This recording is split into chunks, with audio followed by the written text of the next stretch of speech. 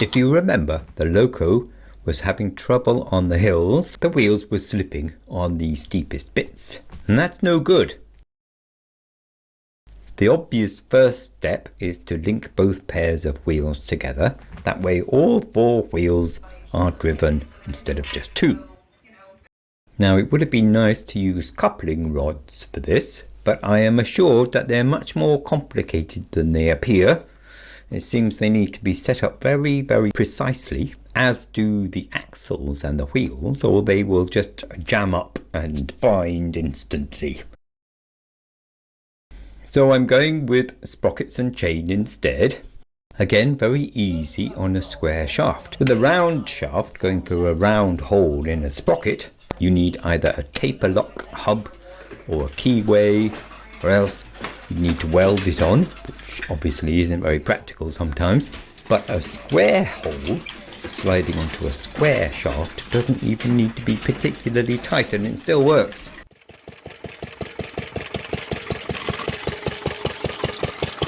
Four-wheel drive still wasn't enough to get the Loco up the steepest part of the track. Even with a bucket of honey to hold down the back wheels. I decided to wait for help for that, and instead got on with other improvements. The friction wheels squeaked and squealed, so I made a bigger one. That is a bigger urethane disc inside 2 bigger steel discs. My thinking was that the traction would be improved because the contact area would increase, and it would wear more slowly because the work was shared out over a larger circumference, and it might also stop the squeaking. Of course, a bigger wheel slows down the gearing, but I'm thinking I could alter that back up again in other ways if necessary. It was quite a lot of work though, because the new wheel obviously wouldn't fit inside the frame anymore, so I had to change the frame quite a bit. Another consequence was that the disc was now too close to the selector wheel, the thing that moves the friction wheel across the face of the drive wheel. I'd be in danger of catching my knuckles, and that's no good. Now I could have moved the wheel further away, but there was always more slack in it than I liked. It was just that the wires stretch a little, so there was a bit of a wiggle going on. So I removed the wheel altogether, and instead I wasted most of a day constructing a different selector using an old car jack.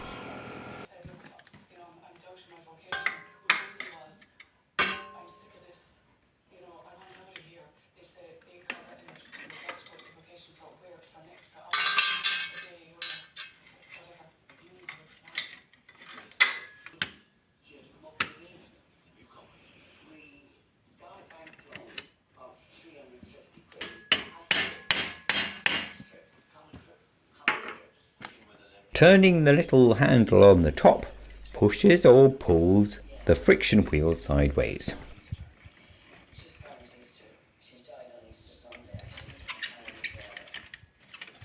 And that worked. Well, it would have worked if I carried on with it, and it would have worked quite well actually, but it also had more slack in it than I liked. But you see, it led me directly to a very useful realization. A lever can do the job just as well. Now, of course, I'd already considered that in the beginning of the project, using a lever, but it wouldn't have worked then because back then I was using so much spring power, spring tension for the original rubber material, so that at that time a lever wouldn't have moved it over, wouldn't have been able to. But the new urethane material works so well that it doesn't need so much pressure on it. So I can use a lever directly on the bar that pushes the friction wheel. Of course, I didn't know that it would work at that point. Such are the joys of prototyping and experimentation. You have to make the thing to see if it works. I like the new lever because it's the simplest method so far.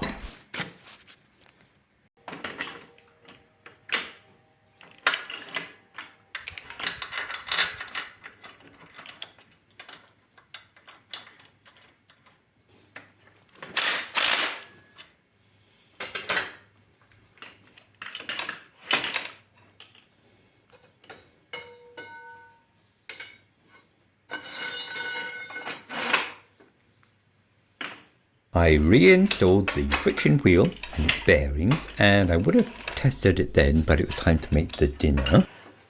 But the next morning, Ashley and Dennis arrived, and between us, we filled in under the steepest part of the tracks. But before we did that, we started by measuring the gradient. 38. 38. It was around 1 in 7. That means it goes up 1 for every 7 it goes along. Now it doesn't sound very much, but in railway terms that's like the Himalayas or something. It's very steep.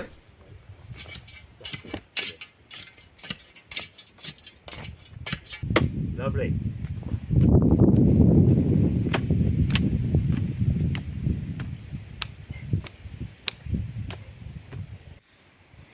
Okay, that's a lot better looking, isn't it?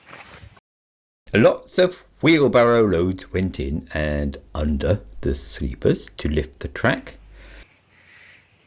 Okay, it's still pretty steep, isn't it? We're not there yet. Last time it was 38. To the top or the bottom? Top. 33. 33. 33. Doesn't sound much of an improvement, does it? We've come up. Where is that? And although we only brought it down to 1 in 8, We'll see. we ironed out the dip that made one place particularly tricky. Now 1 in 8 is still quite steep, I think, for a railway like this, but let's see what happens. So this is the very first time using the lever control and 4-wheel drive. It didn't much like being moved actually, the lever, but we improved that technique later on so that all that jerking of the lever was just teething troubles. Thank you. Okay, here we go.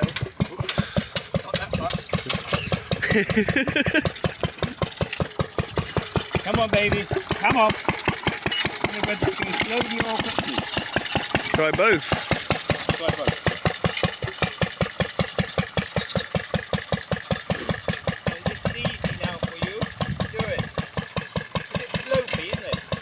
Yeah.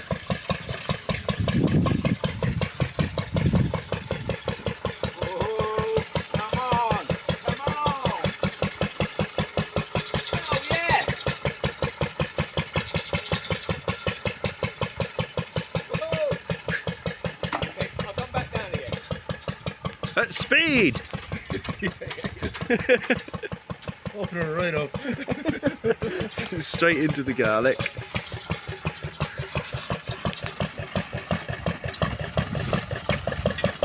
Try that again a bit faster.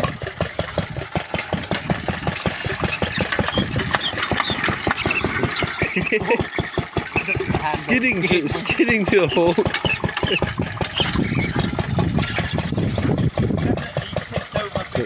Yeah. 4-wheel drive, 1 in 8 gradient, no bother, thank you. Excellent result. On to the next experiment.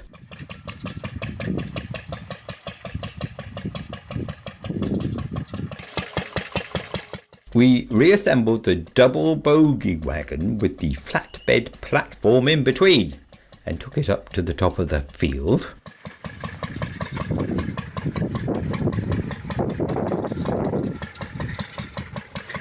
It doesn't even look like those tracks. They are there. This platform can carry 3 full wheelbarrows, and I hope to use it next garlic planting season to bring them up to the garlic beds. Now we can do that by hand, of course, if we have to, but I'm hoping that this little loco will do the job for us. That's the test. We edged slowly round the top corner just because this is all new. Pushing the wagon uphill round a tight bend. I don't know whether it's going to climb the rails or break something or stall or slip or something. In the end, actually nothing happened. Not even alarming the sheep. So that's good. And after that it's downhill all along the old bank. That's good fun, except it's grown a lot of nettles since we built the track. The stinging sort.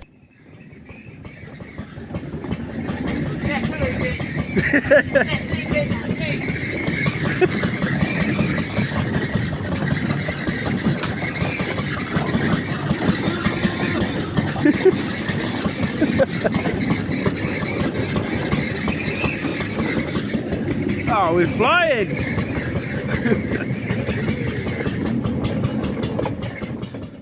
The friction wheel is still squealing, as you can hear, but again, that's something that diminishes over time.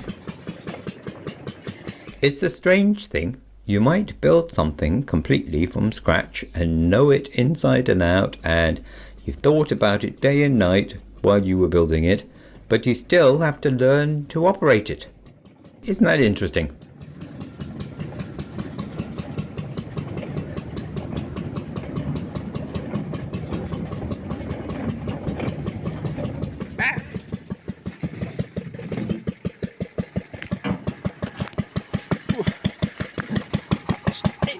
That's great! Off we go. Ashton's having a lovely relaxing spin.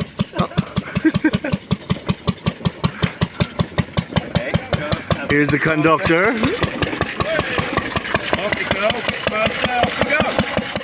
And then we were out in the big field. From here all the way around to the barn is more or less level. So this is where we can try out what sort of load we could handle. This is Ashley pretending to be a wheelbarrow of muck. He's pretty good at it, I think.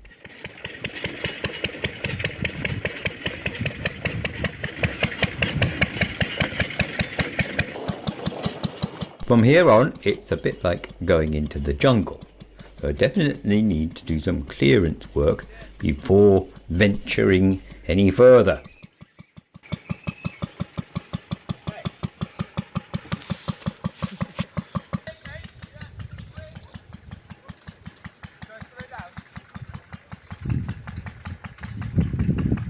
Now, it was a bit difficult to film, but both the lads went onto the wagon and the loco pulled all three of us and the wagon, no bother, at least here on the flat.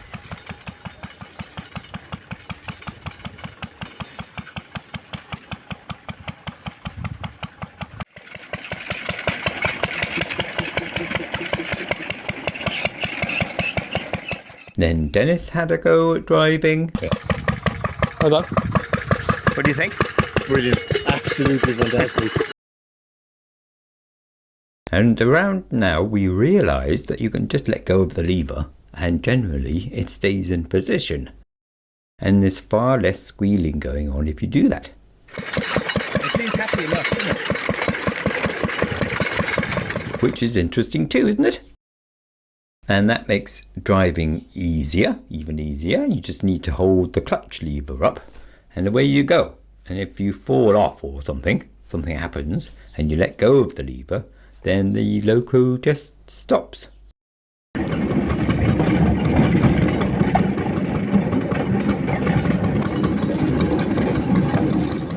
Now then, heading for home, Ashley on board. Dennis climbs in on top as well.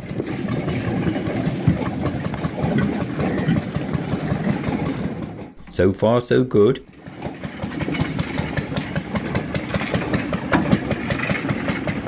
It's a bit harder now.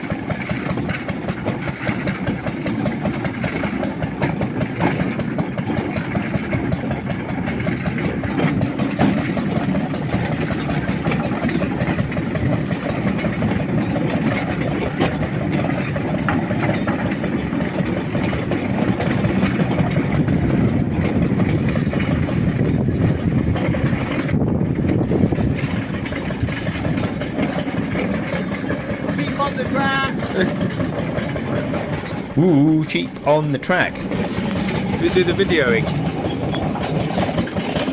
This is the steepest uphill of the journey if you're coming back towards the barn and the garlic fields. And this will be the biggest challenge if we had a full load of muck on board. No chance of levelling this section either. And guess what happens? The wheels start spinning. More weight on the front. And no bucket of honey when you need one. But look how versatile Ashley can be. Not just to stand in for horse poo, he can make like a bucket of honey too. What a man!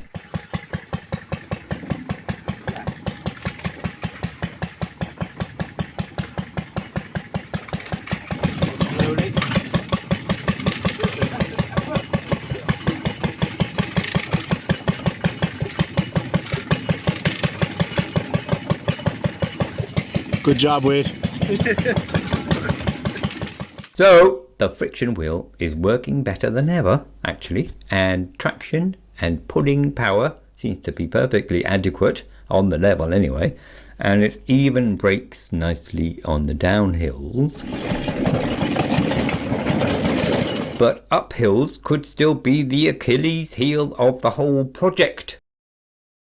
I'm going to install some weights next at the front end and we'll try again. So close to success and yet equally close to failure. Tune in next time for the next thrilling episode. In the meantime, life is full as always.